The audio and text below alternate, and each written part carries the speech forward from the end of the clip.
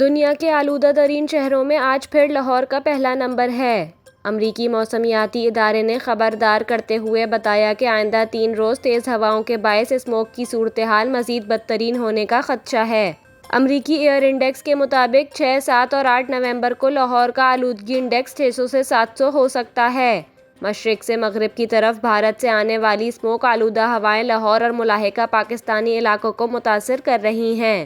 ادھر سینئر وزیر مریم اورنگزیب نے شہریوں سے آئندہ 3 روز سختی سے احتیاطی تدابیر پر عمل کرنے کی اپیل کرتے ہوئے کہا کہ موسمیاتی ماہرین کی مشاورت سے مصنوعی بارش کا آپشن استعمال کریں گے۔ انہوں نے مزید کہا کہ پوری قوت سے اسموگ پھیلانے والے ذرائع کو روکیں گے۔ شہری ماحولیاتی قوانین کی خلاف ورزی پر 1373 پر شکایات کریں اور گرین ایپ کا استعمال کریں۔